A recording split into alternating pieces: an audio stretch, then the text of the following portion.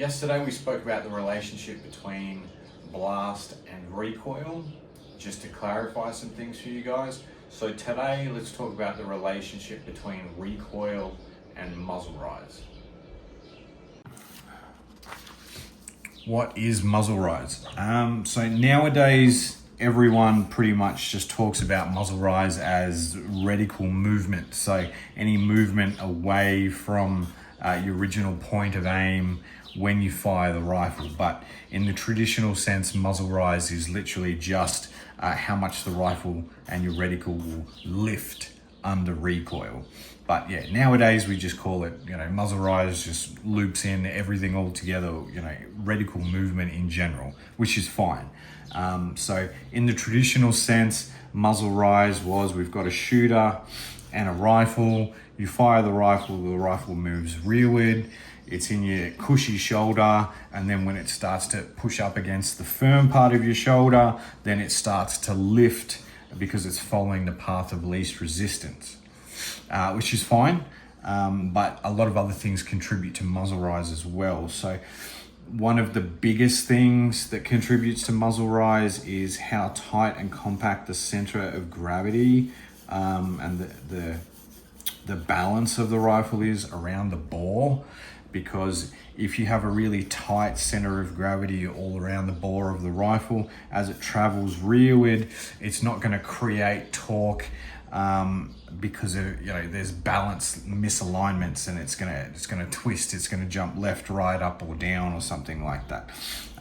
But if you have like a really big heavy scope on top, you've got a lot of weights down below the bore in the rear of the rifle, you've got weights here on the side of the rifle, you've got a lot of weight all in different places, which complicates things under recoil. And as it moves rearward, these things and this misalignment of weight in regards to the bore and it being even all around the bore is going to create torque and create reticle movement when you fire the rifle.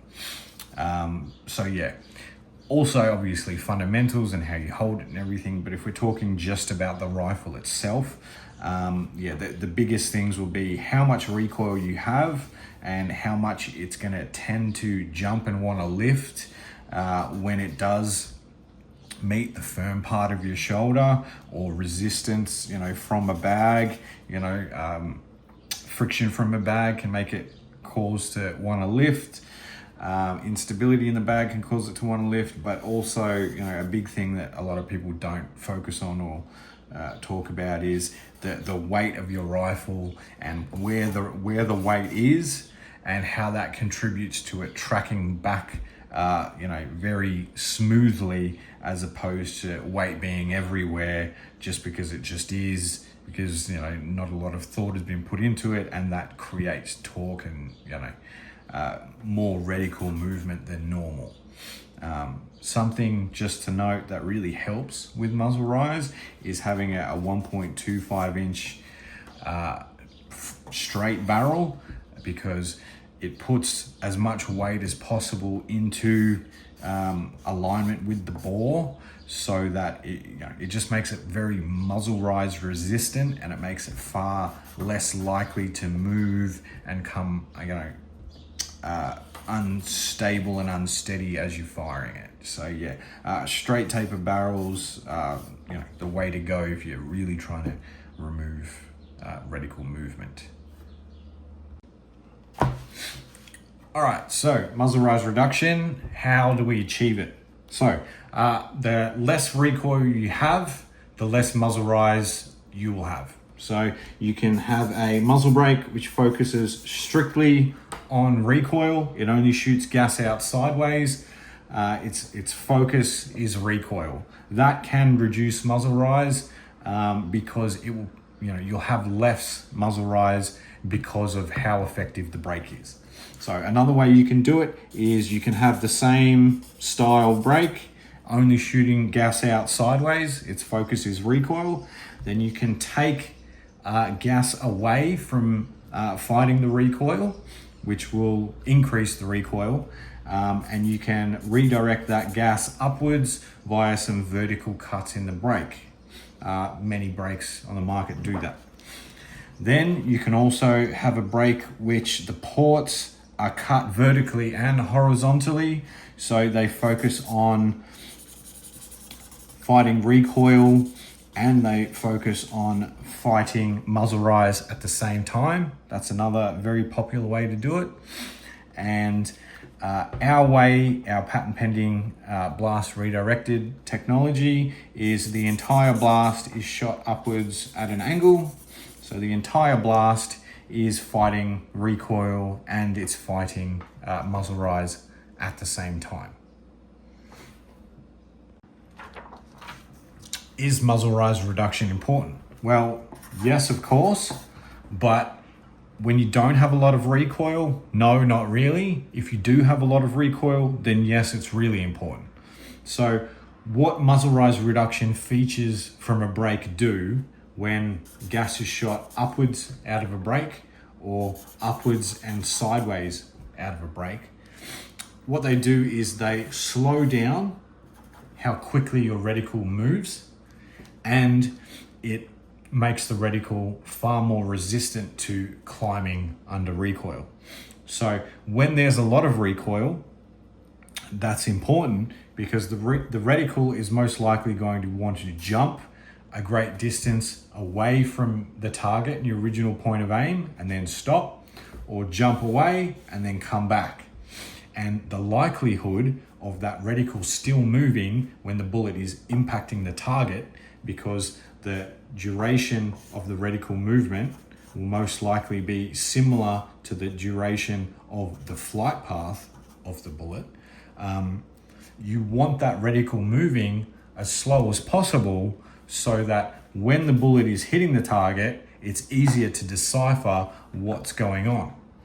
So muzzle rise reduction, yes, very important when there's a lot of recoil, but no, not really important when there's not a lot of recoil. Is recoil important to muzzle rise? Yes, very much so.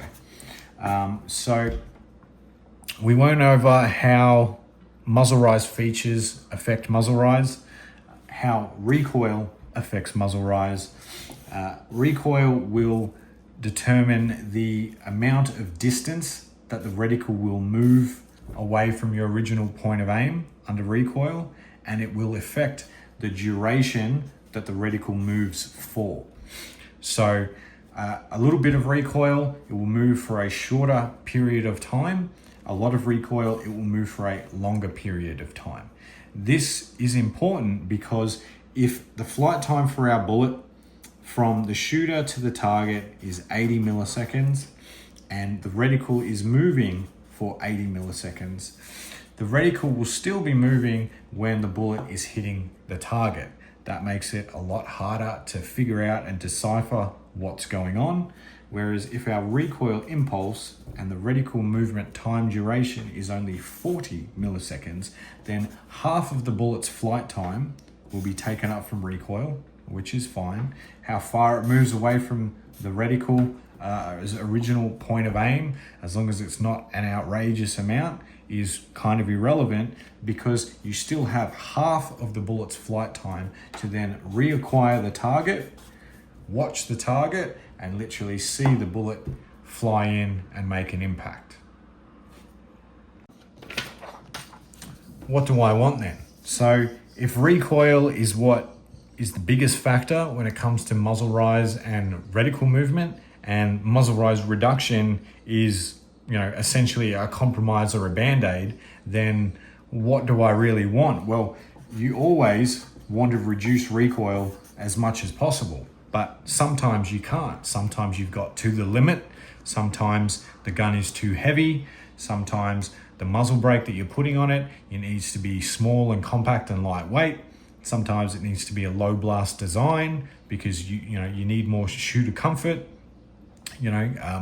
Sometimes it's a silencer and a muzzle brake on the end because you need even more shooter compact comfort again. Once you've hit the limit of the amount of recoil that you can reduce, the compromise is always going to be focusing then on muzzle rise reduction.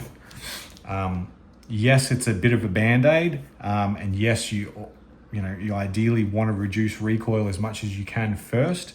But once you've hit that limit, then all you're looking to do is use muzzle rise reduction to limit how much the reticle can rise under recoil and slow down that reticle movement, so that even if the reticle is still moving when the bullet is hitting the target, you're able to decipher and see what's going on better. Or if it's stopping just before the bullet hits the target, that it's just easier to figure out what's going on. So yeah, you always do want recoil. Recoil is the biggest factor when it comes to muzzle rise. However, when you hit the limit and you can't get any more recoil reduction, that's when you turn to muzzle rise. So pretty much, if you're suffering from muzzle rise, that means you're suffering from recoil. The less recoil you have, the less muzzle rise you'll have. But unfortunately, we don't live in a perfect world where we can just eliminate or reduce recoil down to 22 levels. So what we have to do is, with the recoil that we're left with, sometimes we need to take that recoil and try to improve the shooting experience as much as possible, and that's when we resort to muzzle rise features in muzzle brakes to slow down how fast that reticle is moving, or limiting how much it can lift, so that if we're in an unfortunate situation where the reticle is moving when the bullet is still hitting the target, or it's about to stop moving just before it hits the target, it slows down everything as much as possible. It limits the amount of movement that we have from the target in our original point of aim, and it gives us the best chance to reacquire the target and see what's going on. So that's pretty much it. But yeah, always think, if I'm suffering from muzzle rise, I'm suffering from recoil. We had to do it to him, shit was getting boring. I've got that shit for when you lost, we wanna see you scoring. Work for Pinocchio.